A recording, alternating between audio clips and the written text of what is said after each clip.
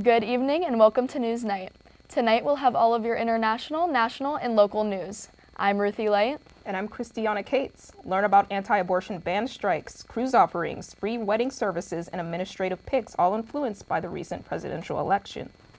Also, hear about a new Walk of Fame right here in Pittsburgh, highlighting diverse and influential Pittsburgh contributors. All this and more coming up on NewsNight.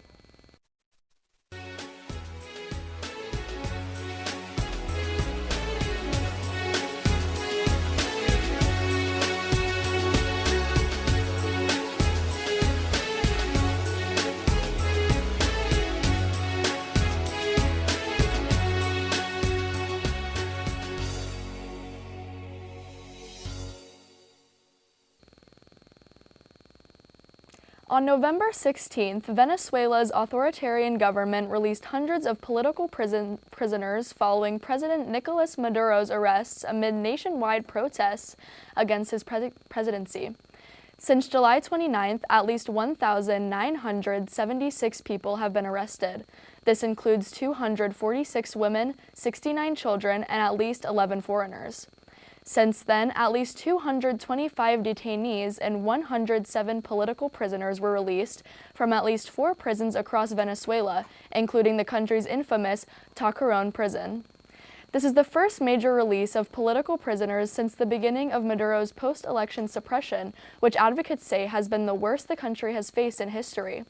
Action came after Maduro instructed the country's judges and Attorney General Tariq William Saab to review and rectify arrests that had occurred since July 28th to ensure justice in case there had been any mistake. On November 12th, Venezuela's Attorney General announced that his office would be reviewing 225 cases related to the protests. The local human rights organization Foro Penal later verified the releases.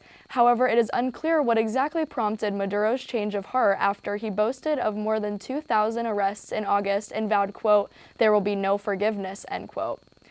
Videos of family members greeting their loved ones with hugging and sobbing as they were released have been circulating on social media and local news outlets. One video featured a group of family members and newly released detainees crying out in unison, quote, "Glory to the Father, glory to the Son, and glory to the Holy Spirit," end quote.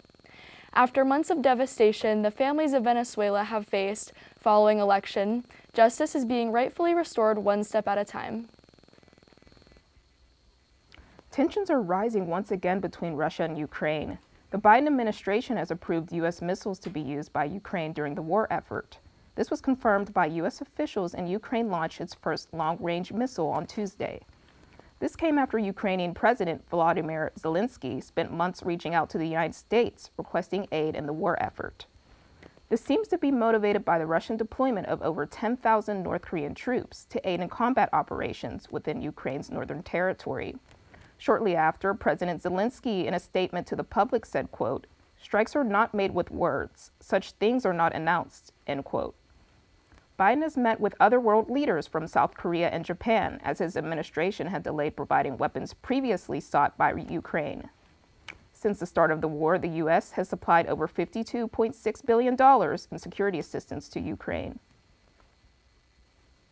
A haka protest from a lawmaker and thousands of citizens disrupted a controversial bill proposed in New Zealand. Learn what the bill is and how people are reacting with reporter Alyssa Mandarak. Alyssa. Thanks, Christiana. New Zealand has seen 9 days of protest over a controversial bill recently proposed to Parliament. The bill, introduced by a member of the ACT political party, would essentially reimagine the founding treaty between British colonizers and Indigenous Maori people. A Maori lawmaker tore a printed copy of the bill and broke out into a haka during the first reading of the proposal. A viral video of this reading shows other lawmakers and onlookers in the gallery joining her in her act of refusal for the bill. The Speaker promptly ended the meeting and put Parliament on temporary suspension. The woman who initiated the dance has also been suspended and described as disrespectful by the Speaker. Tens of thousands of people gathered to march for 9 days on a 1,000-kilometer path, which translate to over 600 miles. Protesters marched wearing colors and flags to represent the Maori.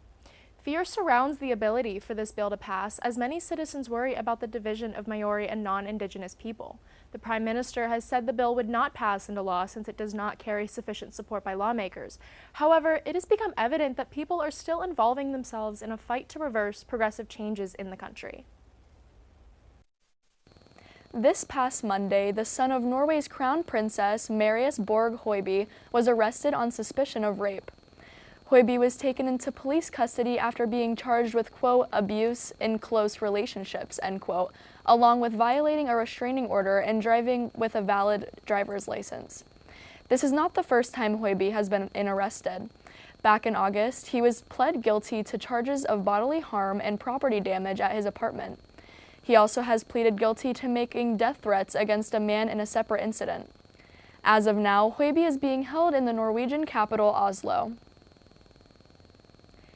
In a historic visit, President Joe Biden has become the first sitting U.S. president to tour the Amazon rainforest.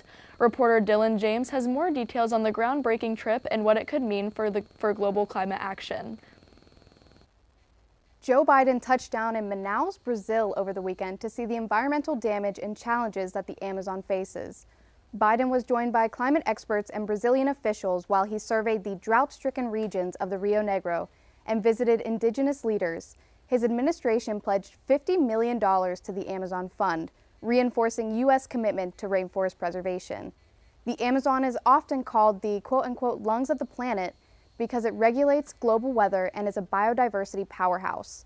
However, deforestation, historic droughts, and wildfires threaten the famous rainforest future. With this visit, Biden aims to push global conservation efforts forward before U.S. leadership potentially changes course in the next year. 5 years after the devastating fire that took France's famous Notre Dame Church, its 6-foot-tall Virgin Mary statue was finally returned.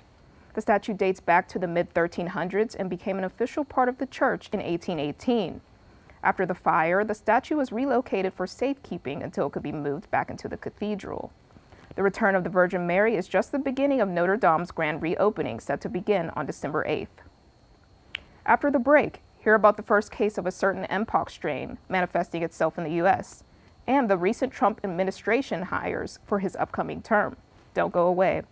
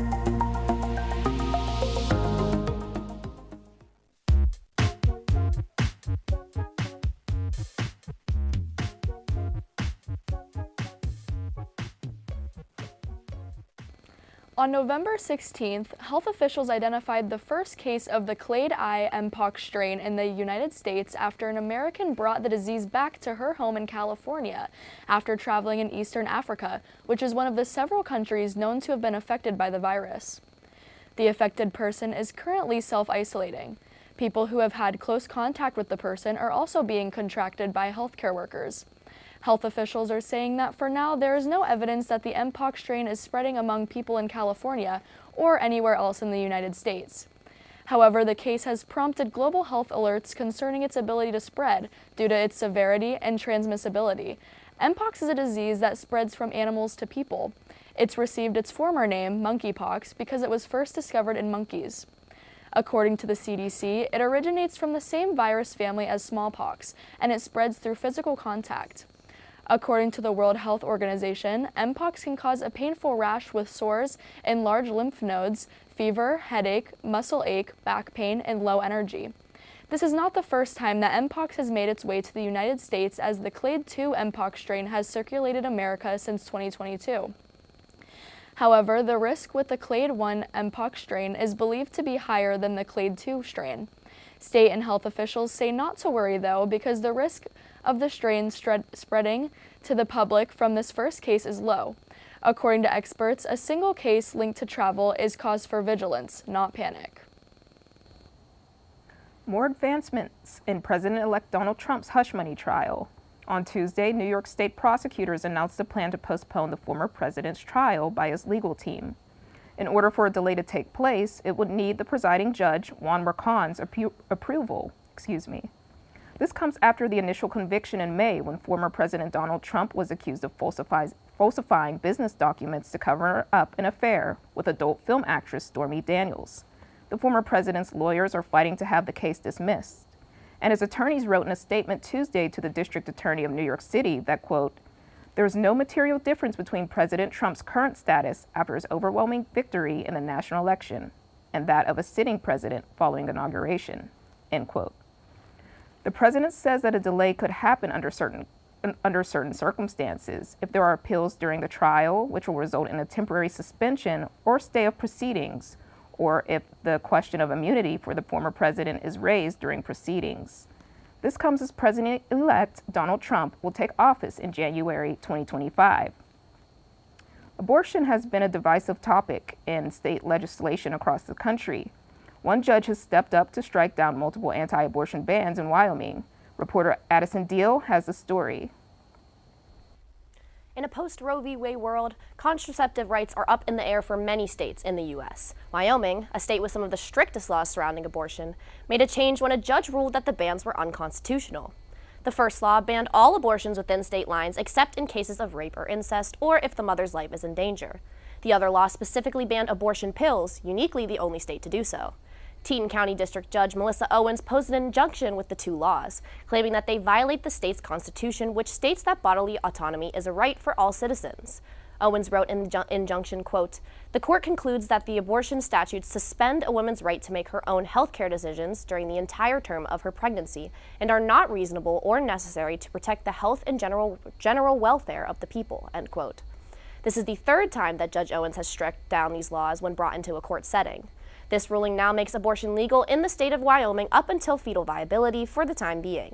The case is likely to be brought up to the Wyoming Supreme Court for a final decision. Former President Donald J. Trump has been busy since he was elected the 47th President of the United States 2 weeks ago. He has appointed 28 people to his presidential cabinet. Among the new hires are many notable people like Susie Wiles. She has been named the first woman ever to be the White House Chief of Staff. She previously was President Trump's campaign manager and is the daughter of legendary sports broadcaster Pat Summerall. Longtime Florida Senator Marco Rubio was named Secretary of State. Another major selection was former independent presidential candidate Robert F. Kennedy Jr. He will be in charge of the Department of Health and Human Services. Robert F. Kennedy is expected to make many changes to the health system as a member of President Trump's cabinet. Donald Trump spoke about this position and said, quote, "I guess if you like health and you like people who live a long time, it is most important position," end quote. The candidates that Donald Trump has selected will be interviewed by the Senate during the Senate confirmation process. These are only some of the administrative picks, so stay tuned next week on NewsNight to learn more. Have you been dreaming of a way to escape reality and maybe even political headlines? One U.S. company might have the perfect solution for you, a luxury cruise around the world. Dylan James has more on this story. Dylan? Villa V Residences, a Floridian cruise company, has announced its new Skip Forward cruise packages. These bundles offer the chance to sail the globe for up to 4 years. Starting at $255,999, passengers can visit 140 countries across 7 continents aboard the Villa V Odyssey. Shorter options include a 2-year package named the Midterm Selection, giving travelers flexibility after the 2026 election cycle. The all-inclusive voyage features gourmet meals, spa amenities, and a break from the chaos of city life. So, whether it's an escape from this news cycle or a 4-year adventure, this might be the getaway some are dreaming about. On November 12th, a missing head washed ashore on a South Florida beach near Miami. The Miami-Dade County medical examiner was able to identify the remains as belonging to Victor Enrique Castaneda Jr. The 19-year-old went missing on November 9th after attempting to rescue his sister from a rip current. Currently, the cause of death is still yet to be released. Coming up after the break, get your Pittsburgh scoop on a new Walk of Fame coming to the Strip District and a break-in right here on Point Park's campus. Stay tuned.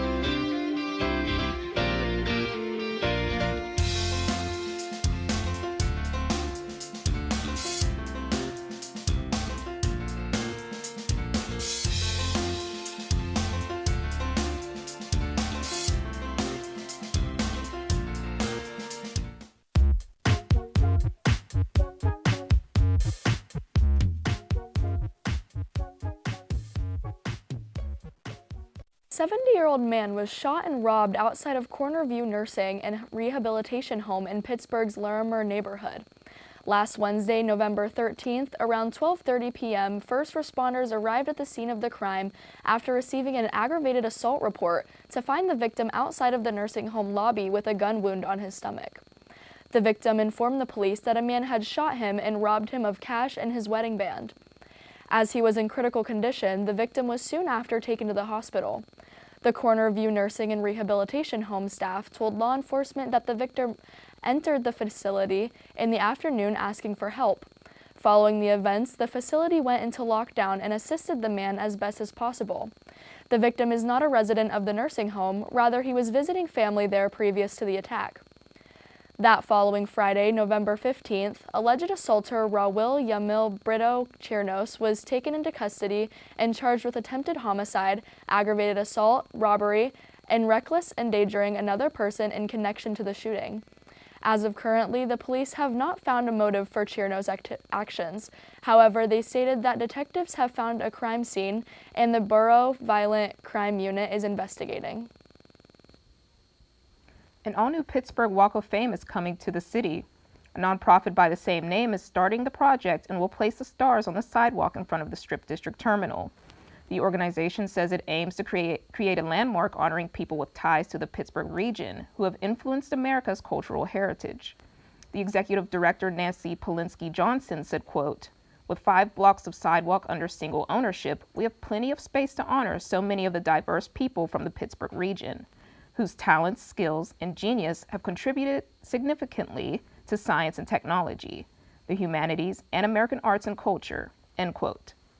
The organization aims to have members of the public vote for honorees early next year. They will have 10 initial inductions and add more every year. The organization plans to have 10 inductions by fall of 2025, and to learn more about the organization or make a donation, you can go to pittsburghwalkoffame.org. A bar was raided and closed by law enforcement next to the University of Pittsburgh's campus. Learn more about the violations with reporter Alyssa Mandarak. Alyssa? An Allegheny County judge ruled Panther Pit to shut down for at least a year at a hearing last week. The judge described the property as a nuisance and signed an emergency ruling to cease operations, saying that the Oakland bar, quote, has continually proven to be a threat and danger to our community, students, and children, end quote.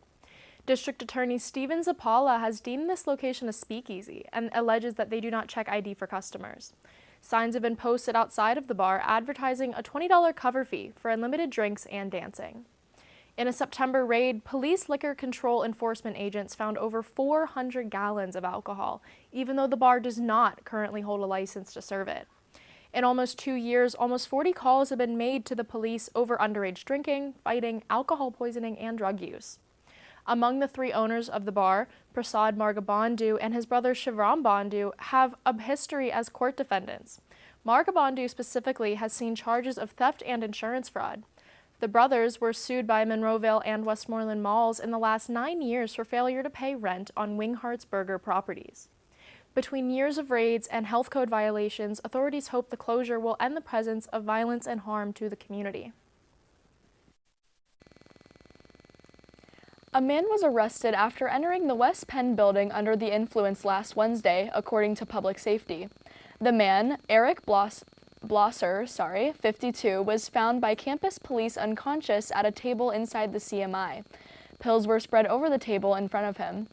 Public safety did not specify what the pills were. Sergeant Bill Wagner arrested Blosser and called paramedics who wheeled Blosser out on a stretcher to Mercy Hospital. Blosser was charged with defiant trespassing, disorderly conduct, and public intoxication. The Pittsburgh Downtown Partnership will hire a new business district manager in Southside. Reporter Addison Deal has the details. Addison? Southside neighborhood is a popular destination for both Pittsburgh natives and visitors alike, with its many stores, bars, and restaurants. It didn't always look like this, however, and the Pittsburgh Downtown Partnership has a plan in place to keep this neighborhood up and coming. The Southside has not always been a place that Pittsburgh natives like to visit. I live in Carrick, which is the South Side, for 10 years. I'm coming from physical therapy. I don't like it down here. But it has been undergoing some serious upgrades over the last few years, and the Downtown Pittsburgh Partnership is hoping to fix that. The biggest role of the business district manager will be to fulfill the needs of the district, and that means creating a healthy balance of businesses that work well together. It will mean making sure that current businesses that are there, that they have the resources available to them. The effort is being headed by District 3 councilperson Bob Charlin and assisted by dedicated community member Ed John. They have some high hopes for what this position will bring to the community. This is not a event coordinator, but there will certainly be some coordinating of events to showcase that Southside is a fun, vibrant, exciting, and safe place to come and spend your money. While the goal is to improve the quality of living for all Southside residents, not all of them are happy about this change. I haven't, but it's going to increase the crime rate. It doesn't matter. It's too many bars. It's a bar in every block. The South Side is the middle of Pittsburgh. It's going to work for the revenue regardless. They're going to put in the businesses. They're going to put in the bars. It brings the people. It helps the city council people. It's all one big circle. The position has not yet been filled, but applicants are streaming in, and the Downtown Partnership has a hard decision to make. So keep your eyes on the South Side, Pittsburgh. Reporting on East Carson Street, I'm Madison Deal for UView Television. Harold's Haunt, an LGBTQ community space in Millville, is offering free elopements to clients with the stated reason of getting marriage license ahead of Donald Trump's second presidential term. Usually operating as a bar, the Haunt now offers to serve as a space for LGBTQ clients to quickly get married free of charge. Kitty Paul, a photographer from Avalon, is also offering free photography services. Trump has previously said he is, quote, fine, end quote, with same-sex marriage, The Heritage Foundation's policy playbook, Project 2025, proposes large removals to the federal protection of gay marriage rights. After a quick break, hear local Pittsburgh weather update and who made history by being the first Korean American senator. Don't go away.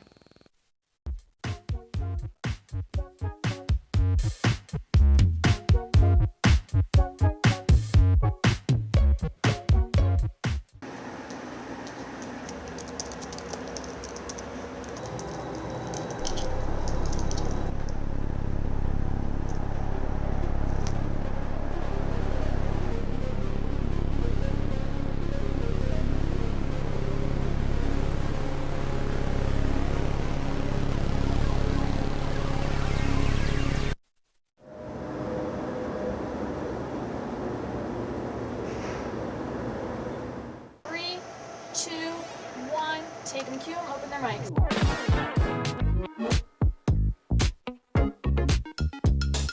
Today marked the 1-year anniversary of the Pittsburgh Post-Gazette strike. Point Park University just hosted a campus-wide meeting. Plans for the rapid transit bus line are not set to conclude until 2025.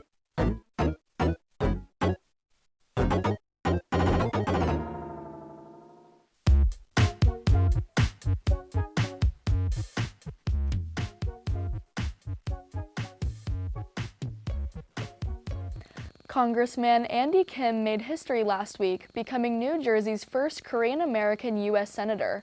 Kim gained national attention in 2021 when he was seen cleaning up the Capitol Rotunda at 1 a.m. following the January 6th attack, all in a suit and tie. Kim was raised by his Korean immigrant parents in New Jersey. He celebrated his victory with a heartfelt message about giving back to the country and community that shaped him. Going into every week, we beg the question, when will winter finally start? Well, our first-time weather reporter, Jeff Kostelnik, will have the answer. Jeff? That's right, everyone. This week's weather, including tomorrow, will finally be on track to winter as it will reach low temperatures and snow. Getting into details, Thursday's weather will start with a low of 41 and a real feel of 31, the first time we've been seen below freezing levels. This will be accompanied by bouts of rain and snow leading into the afternoon and evening, where it will drop to 35 degrees with a feel of an outstanding 26 degrees. Make sure to layer up for these breezy winter days. Going on to the rest of the week, we'll be seeing little change from Thursday's weather, as Friday and Saturday will be around the same, but with a high of 45 to 47 degrees. We will also see brief showers and snow throughout those days. From here, we'll get a steady increase in temperature, on Sunday hitting 50 degrees and some sun compared to the previous rainy days. Next Monday and Tuesday will both range to 56 degrees with clouds and some sun, going into a dramatic drop to 42 degrees on Wednesday. Overall, we need to wear our coats and hats to brave this week's weather. Now back to the desk. Thank you for tuning in to this episode of NewsNight. If you want to see more, check out our social media pages on both Facebook and Instagram at UView Television. You can also check out more episodes on our YouTube channel or our website, uview.pointpark.edu. I'm Christiana Cates. And I'm Ruthie Light. From everyone here at NewsNight, thank you for watching and have a great evening.